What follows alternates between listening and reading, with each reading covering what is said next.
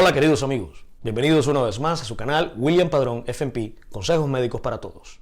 Hoy vamos a hablar acerca de la otitis media o infección del oído medio, la cual es más común en la infancia que en la adultez, debido a diferencias anatómicas entre niños y adultos. ¿Qué es la infección del oído medio?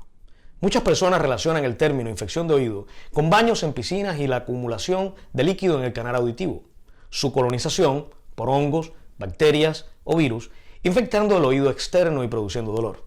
Estas infecciones son tratadas con antibióticos líquidos que son aplicados dentro del canal auditivo y se les conoce como otitis externa. La otitis externa y la otitis media son infecciones diferentes. El tema que nos ocupa hoy es la otitis media o infección del oído medio, la cual mayormente ocurre durante el invierno y en la mayoría de los casos después de un resfriado. Examinemos la anatomía del oído. El oído está compuesto por el oído externo, el oído medio y el oído interno. El oído externo amplifica los sonidos a través del pabellón auricular. Las ondas sonoras entran al canal auditivo externo y la membrana timpánica, que es translúcida, sella completamente el canal auditivo y vibra, convirtiendo las ondas sonoras en impulsos mecánicos que son transmitidos a unos pequeños huesos que se encuentran detrás de la misma.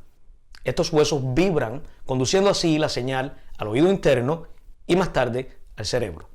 El oído medio contiene la apertura del tubo faringotimpánico, el cual comunica con la nariz y garganta. El tubo faringotimpánico normalmente está cerrado y se abre al tragar o bostezar, igualando la presión en el oído medio con la presión atmosférica. En pacientes con alergias, así como durante o después de una infección respiratoria, el tubo faringotimpánico puede inflamarse y obstruir el drenaje de secreciones acumuladas en el oído medio, presionando en el tímpano, produciendo dolor y haciendo que el mismo no vibre de la manera adecuada, resultando en una reducción temporal de la audición. Bacterias pueden crecer en este caldo de cultivo, resultando en una infección que en muchos casos provoca fiebre. En un oído sano, el oído medio está lleno de aire para permitir una mejor transmisión de los sonidos. En algunas ocasiones este líquido puede permanecer en el oído después de eliminada la infección y el dolor por semanas o meses. Esta pérdida prolongada de la audición puede resultar en problemas con el desarrollo de habla en los niños. La presión de este líquido puede resultar en la perforación de la membrana timpánica y la presencia de líquido purulento o sangre en el canal auditivo. En general, en estos casos, la membrana timpánica sanará por sí sola, sin mayores consecuencias. ¿Cómo se diagnostica una otitis media? Generalmente la otitis media, opuesto a lo que sucede con el caso de la otitis externa, no provoca dolor cuando la aurícula es manipulada. Su proveedor médico utilizará un otoscopio, el cual le permite observar su tímpano y compararlo con el aspecto de uno saludable. Entre los cambios observados en el oído enfermo está el enrojecimiento, la prominencia de vasos sanguíneos, un tímpano abultado hacia afuera, presencia de fluido, muchas veces purulento, detrás del tímpano y la desaparición de señales anatómicas, como la porción flácida, el martillo, el ombligo, la porción tensa y el cono de luz. ¿Cuáles son los síntomas de una otitis media? En niños los síntomas suelen ser fiebre, dolor, llanto inconsolable, menos actividad de lo habitual, disminución del apetito y en algunos casos vómitos y diarrea. Tirarse de las orejas no siempre es una señal de dolor o infección de oído. En niños mayores y adultos los síntomas pueden ser dolor de oído y pérdida temporal de la audición. El dolor de oído sin infección es posible y es frecuente. Es llamado otalgia y se debe a la acumulación de fluido no infectado detrás de la membrana timpánica. ¿Cómo se tratan las infecciones del oído medio? Su proveedor médico pudiera tratar las infecciones del oído medio con antibióticos, sin embargo los antibióticos no son efectivos en infecciones provocadas por un virus. Aproximadamente 1 de cada 4 casos de otitis media en niños es causada por un virus. Los antibióticos son usados más frecuentemente para tratar infecciones en oídos de niños menores de 2 años. En niños mayores de 2 años se puede esperar de 24 a 48 horas para ver si el dolor o la fiebre desaparecen antes de empezar los antibióticos. A este enfoque se le llama esperar y observar. Si los síntomas continúan o empeoran, se debe comenzar el tratamiento. Si después de utilizar un antibiótico los síntomas persisten, el paciente debe ser reexaminado. Si la infección persiste y dependiendo de cuándo se terminó el primer curso de antibióticos, su proveedor médico puede decidir cambiar a otro antibiótico debido a posible resistencia al primer medicamento.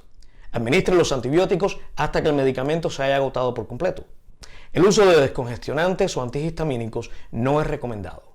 En caso de infecciones frecuentes, consulte a su proveedor médico para evaluar si el paciente es candidato para la implantación de pequeños tubos en los tímpanos que drenan las secreciones acumuladas detrás de este. En algunos casos pueden haber complicaciones derivadas de una otitis media, sin embargo estas no son frecuentes. ¿Cómo aliviar el dolor de oído? La mejor manera de aliviar el dolor de oído es el uso de ibuprofeno, popularmente conocido como Motrin, y acetaminofén, popularmente conocido como Tylenol. Nunca dé aspirina ni medicina con aspirina a niños menores de 18 años. En estos niños, la aspirina puede causar un problema grave llamado síndrome de Reye. ¿Se pueden usar gotas para aliviar el dolor de oído? El uso de gotitas para el dolor de oídos, las cuales no contienen antibióticos, puede ser un tópico controversial. Varias de las fuentes consultadas, incluyendo la Academia Americana de Pediatría, recomiendan el uso de gotitas analgésicas cuyo ingrediente principal es lidocaína o procaína. Por otro lado, en conversaciones con pediatras y basado en la experiencia personal de ellos, algunos no recomiendan estas gotitas debido a riesgos relacionados con el enmascaramiento de síntomas de una infección que necesita ser tratada y que puede culminar en la perforación de la membrana timpánica. De cualquier manera, dichas preparaciones analgésicas nunca deben ser usadas en casos donde se sospecha una perforación del tímpano. Y como regla general, estos productos deben ser usados bajo supervisión médica. ¿Son las infecciones del oído medio contagiosas? En general, las infecciones de oído son el resultado de la acumulación de fluido como consecuencia de una infección de las vías respiratorias superiores. Las infecciones de oído medio no son contagiosas. El regreso a la escuela o salón de cuidado infantil no debe ser retrasado por temor al contagio. ¿Son las infecciones del oído medio prevenibles? Factores que aumentan el riesgo de contraer una otitis media incluyen la edad, o sea, son más frecuentes en la infancia, historia médica familiar, infecciones respiratorias frecuentes, asistencia a un centro de cuidado infantil, no haber sido amamantado durante la infancia, el uso de biberones, el humo de tabaco y la contaminación ambiental, así como problemas con el sistema inmunitario. Evite tantos de estos riesgos como sea viable. Es importante el lavado frecuente de las manos y asegurarse de que las vacunas estén actualizadas. Bueno, queridos amigos, esta es la información acerca de la otitis media que queríamos compartir con ustedes en el día de hoy. Espero les haya ayudado a entender esta dolencia tan común en la infancia y que también puede afectar a los adultos. Si le parece que esta información es valiosa, no olvide mostrar su apoyo pulsando el botón de like y suscribiéndose a nuestro canal para poder continuar ofreciéndoles consejos e información médica referente a una variedad de temas. Gracias y hasta la próxima.